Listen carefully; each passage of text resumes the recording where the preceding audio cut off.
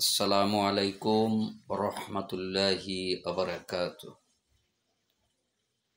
নাহমাদুহু ওয়া নুসাল্লি আলা রাসূলিহিল কারীম, আম্মা বাদ, ফাউযু বিল্লাহি মিনাশ শাইতানির রাজীম। বিসমিল্লাহির রহমানির রহিম। প্রিয় ভাইরা, যে সকল মানুষ সুদে টাকা লাগায় এবং সুদ খায় তাদের ব্যাপারে আল্লাহ রাব্বুল আলামিন কঠিন হুঁশিয়ারি দিয়েছেন। আল্লাহ রসুল সাল্লাল্লাহু আলাইহি ওয়াসাল্লাম কঠিন হুঁশিয়ারি দিয়েছেন। এমনকি সুদখোরের টাকা কোনো মসজিদ মাদ্রাসায় যদি বাথরুম করতেও দেয় সেটাও নেওয়া জায়েজ নেই। প্রিয় ভাইরা, সকলে সুদখোরের থেকে সাবধানে থাকবেন এবং ওই নামটাও মনের ভুলেও লবেন না, লইলে গুনাহ হবে। সুদখোরের নামটাও ভুলে নেবেন না, সুদ খুব খারাপ।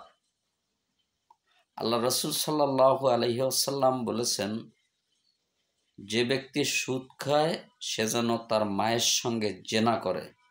কত বড় গোনা এখন বুঝতে পারছেন? সহিহ হাদিস বুখারী শরীফের। প্রিয় ভাইরা, আল্লাহ তাআলা কোরআনের মধ্যে অসংখ্য জায়গায় সুদের ব্যাপারে বলেছেন। সুদ থেকে সকলকে বেঁচে থাকতে বলছে। প্রিয় ভাইরা, আত্মীয় স্বজনের মধ্যে যদি কেউ সুদ খায় তাদেরকে নিষেধ করবেন। তার কারণ মরতে হবে, চির জাহান্নামী হয়ে যাবে একটা ভুলের কারণে, দুনিয়ার লোভে পড়ে।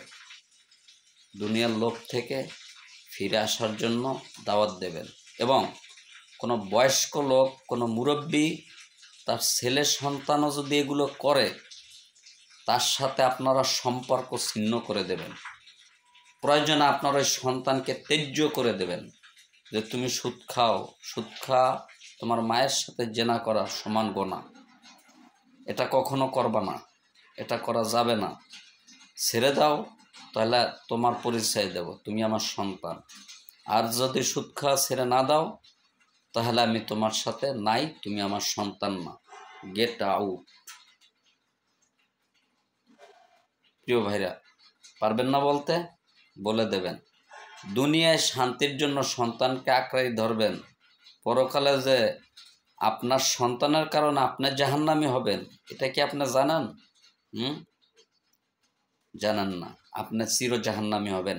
আফরিসু মিন জাহান্নামা মিহাদা ও মিন ফাওকিহিম গাউস। দুনিয়ার বুকে বসে শুনেছো, দেখো নাই, আজকে দেখো এই সেই জাহান্নাম। যা শুনেছো দুনিয়ায় বসে, আজকে তা বাস্তব প্রমাণ প্র্যাকটিক্যালে দেখো, অনন্তকালের জন্য ভোগ করো। প্রিয় ভাইরা, আল্লাহ তাআলা আমাদের সকলকে সুদখোরের হাত থেকে বেঁচে থাকার তৌফিক দান করুন। আমিন।